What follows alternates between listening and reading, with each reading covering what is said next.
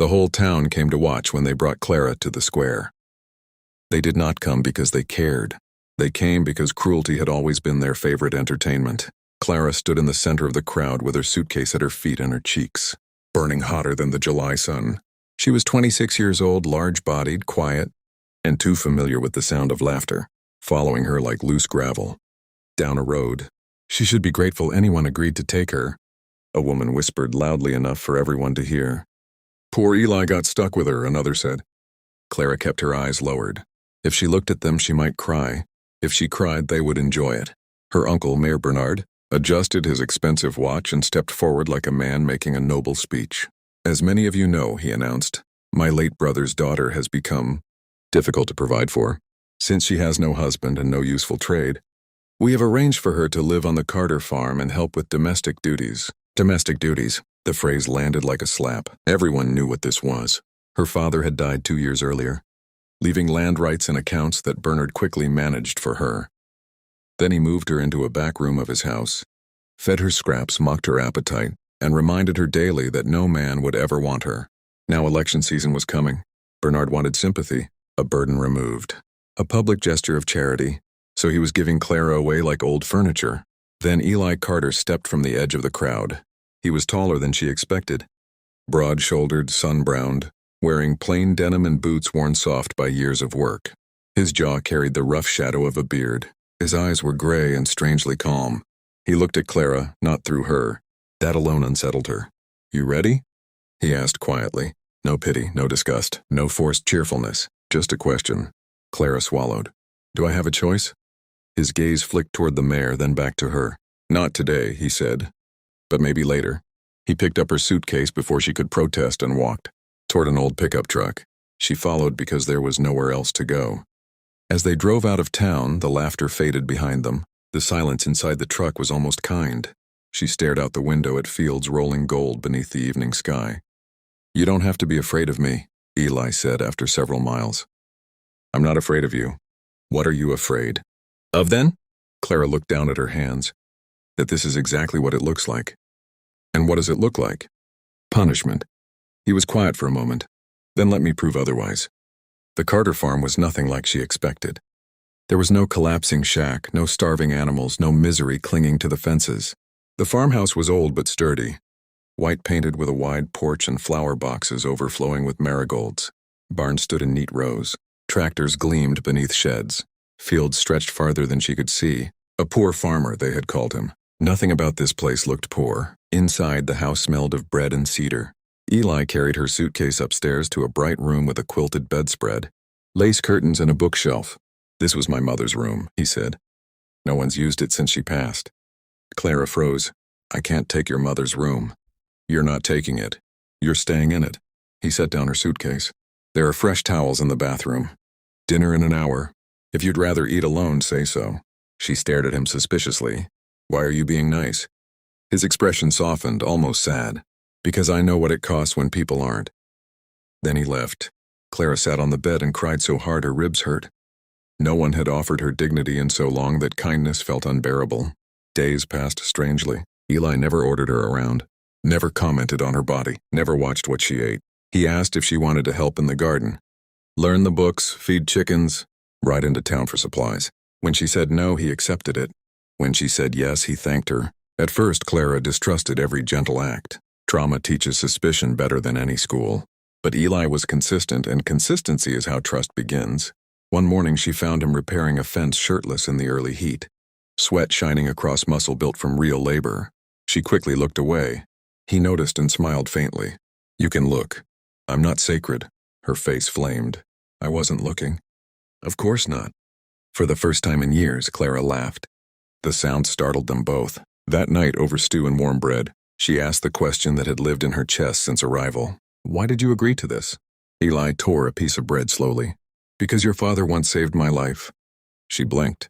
My father knew you? He knew everyone worth knowing. Eli leaned back. I was 19. Wild, angry, drinking too much. Crashed my truck in a storm. Near the creek. Your father dragged me out before it flooded. Clara's throat tightened. He visited me after, Eli continued. Told me a man can drown long before water reaches him. That sounds like him. He made me work his fields for 6 months. Said if I wanted a future, I'd better plant one. She smiled through sudden tears. I owed him more than I could repay. When I heard what Bernard was doing to you, his jaw hardened. I decided the debt was due. Clara stared. You knew this was wrong. I knew it was evil. No one had defended her so plainly before. Weeks became months. Clara changed in ways no scale could measure first. She stood straighter. She stopped apologizing before speaking. She wore dresses she liked instead of clothes meant to hide her. She learned the farm accounts and discovered she was good with numbers. Better than good. One afternoon, while reviewing ledgers, she frowned. These profit statements are enormous. Eli nodded. You sell to 3 counties? 5. She looked around the office. Then why does everyone think you're poor? He shrugged. Because I let them. Why? People reveal themselves when they think you have nothing. She stared at him. How much land do you own? Just under 12,000 acres. Clara nearly dropped the ledger. 12,000? Give or take. You're wealthy. I'm comfortable. You live like this willingly? He glanced toward the fields. I live where I can breathe. The town had mocked him as a dirt farmer. Meanwhile, he quietly owned more land than half the county combined. She laughed until tears came. You let them call you poor. I let fools entertain themselves. Then he looked at her carefully. I suppose I did the same while they mistreated you. The laughter died. That wasn't your fault. No, he said softly, but I won't ignore it now. Soon after, Clara discovered something else. Her father's missing accounts, boxes of records hidden in the attic of the farmhouse, had been delivered years earlier by her father for safekeeping. Eli had never opened them. He said if anything happened to him, give these to Clara when she was ready, Eli said. Hands shaking, she sorted through deeds, bank statements, letters, and proof. Proof that Bernard had forged signatures, transferred royalties, stolen rental income, sold timber illegally, and siphoned money meant for her trust. Millions. Clara sat on the floor surrounded by papers, trembling. He stole my life. Eli knelt beside her. No, he said gently. He stole years. Your life is still here. Town hall was packed the day Clara returned. People whispered when she entered wearing a fitted navy dress, shoulders back, chin high. Eli walked beside her in a tailored suit that made several women forget how to breathe. Mayor Bernard smirked at first. Then attorneys entered behind them. Then state investigators. Then boxes of evidence. The smirk died slowly. For 2 hours the room listened as fraud after fraud was exposed. Forged documents, hidden transfers, embezzlement, abuse of office. Bernard shouted lies until agents placed cuffs on his wrists. As they led him away, he turned to Clara with venom. You were nothing before me. She met his eyes calmly. No, she said. I only believed I was. The room fell silent. Outside, cameras flashed.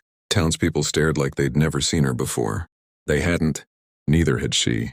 Months later, Clara restored her father's home and opened a foundation for women, escaping financial abuse and family coercion. She hired counselors, lawyers, trainers. She funded scholarships. People praised her generosity.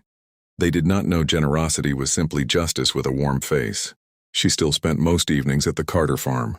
One autumn night, she and Eli sat on the porch while wind moved through the corn, like whispered applause. You know, she said, when they sent me to you, I thought my life was over. He handed her a mug of cider. And now? She looked at the fields fading gold into dusk. Now I think it started there. He was quiet a moment. I need to tell you something. She smiled. You own another secret county? He chuckled, then grew serious. The day I saw you in that square, I didn't help because of your father. She turned. No, I helped because I was already in love with the woman. You hadn't been allowed to become. Her breath caught. That doesn't make sense. You barely knew me.